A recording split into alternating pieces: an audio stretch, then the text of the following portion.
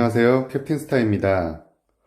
오늘 소개해드릴 책은 역사상 가장 위대한 실패라고 얘기되는 엄청난 탐험에 관한 얘기입니다. 바로 어니스트 세컬튼의 위대한 실패, 인듀어런스입니다. 아마 이 책에 대해서 들어봤거나 이미 읽어보신 분들도 계실 텐데요.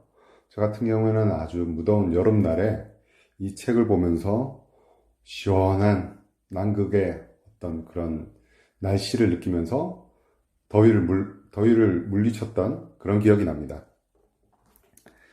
예, 남극 탐험하면 아주 유명한 분들이 계시죠? 스코카, 아문센의 그 남극적 대결이 아주 유명하게 기억이 되실 텐데요. 반면에 이 어니스트 세클턴이라는 분에 대해서는 그렇게 크게 조명받지는 못했습니다. 예, 그 당시에도 그랬고요.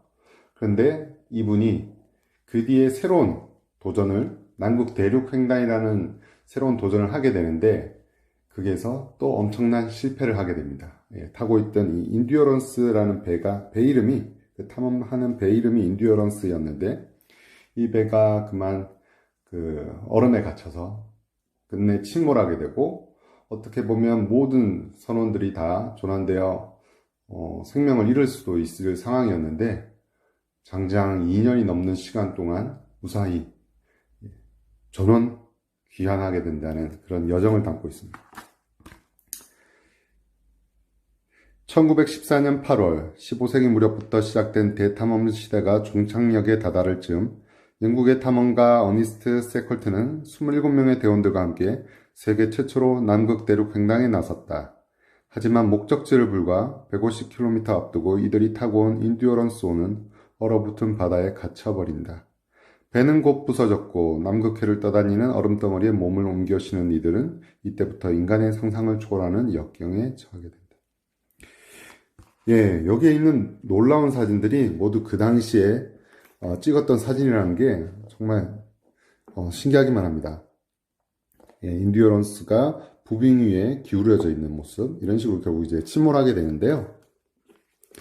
예, 그때 탐험에 나섰던 모든 선원들의 모습들입니다. 예, 그 탐험을 주도했던 어니스트 세클턴 경을 포함해서 모두 28명의 사람이었고요. 이건 나중에 또 역사적인 장면인데요. 예, 이분이 어니스트 세클턴 경입니다.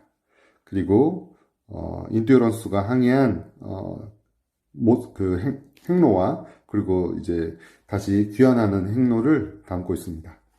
예, 여기 사우스 조지아 섬에서 출발해서 이 부빙으로 나갔다가 이제 결국 인듀어런스가 부빙에 갇히고 침몰하게 되고요. 그리고 나중에 다시 이 책의 중요한 이제 엘레펀트 섬 그리고 다시 사우스 조지아 섬으로 돌아가는 여기서 여기까지 커도라는 아주 가판도 없는 배를 타고 어니스트 세클턴 경이 목숨을 건 항해를 하는 얘기가 나오는데요. 정말 영화로 제작된다 해도 이보다 더 영화 같은 내용이 있을까 싶을 정도입니다.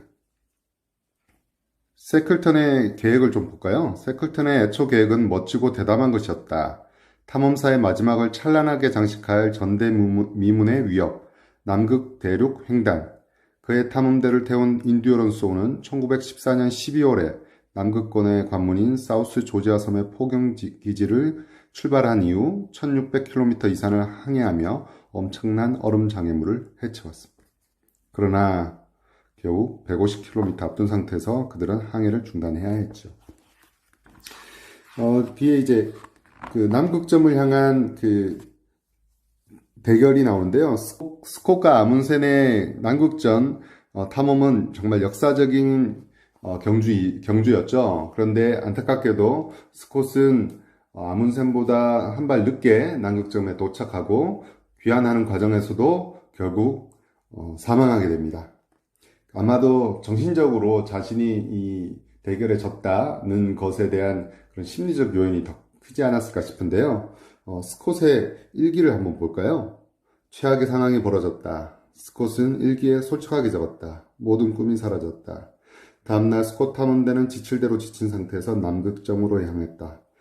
가까스로 도착한 남극점에서 스콧은 예감처럼 이런 일기를 남긴다. 이제 다시 돌아간다. 아마도 필사적인 투쟁이 될 것이다. 해낼 수 있을지 모르겠다. 예, 그의 예언대로 결국 제대로 해내지 못하고 스콧 함대는 한 명씩 차례로 얼음 위에서 죽었죠.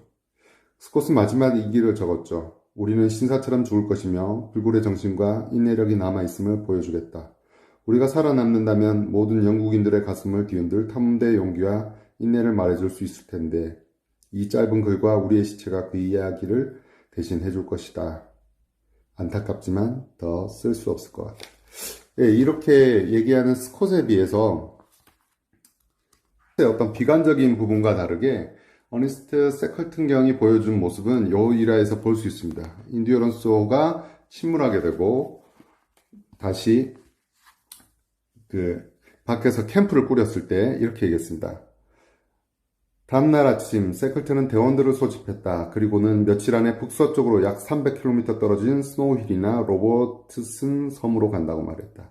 항상 그랬듯이 그에게 과거는 이미 지나간 일에 불과했다. 침몰은 이미 과거가 되었고 그는 앞을 내다보고 있었다. 아무런 감정이나 흥분을 보이지 않은 채 그는 말했다. 배와 물품이 모두 없어졌으며 이제 우리는 집으로 간다. 세클턴 경에게는 이미 침몰이란 것은 과거의 일이죠. 이제 앞으로 다시 현재 상태를 받아들이고 저는 선원들을 한 명도 희생자 없이 저는 집으로 귀환한다는 더 큰 목표가 생긴 겁니다. 예, 이 인듀어런스라는 배의 이름은 세클턴의 집안의 가훈에서 따온 거라고 하네요. 예, 인듀어런스는 알다시피 인내고요. 세클튼견의 집안 가훈인 인내로 극복한다는 뜻이라는데 이건 제가 읽지를 못하겠어요.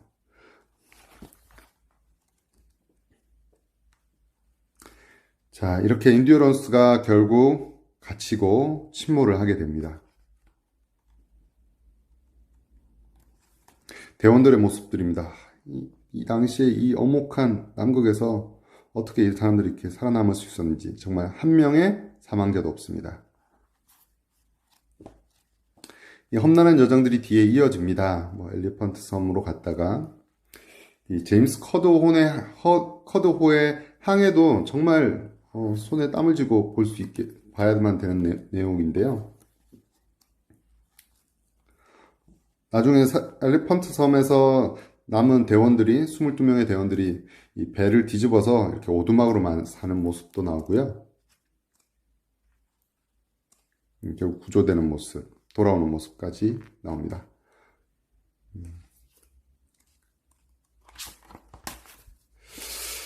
예, 세클튼 경은 나중에 다시 한번 남극을 탐험하겠다고 나섰다가 결국 그 배 위에서 심장마비로 돌아가시게 되는데요. 아무튼 이 인듀어런스의 항해 정말 위대한 실패, 대원들을 모두 살린 위대한 실패의 여정 한번 꼭 좀 읽어보시라고 추천드립니다. 예, 그럼 다음 또 재미난 책 이야기로 만날게요. 안녕.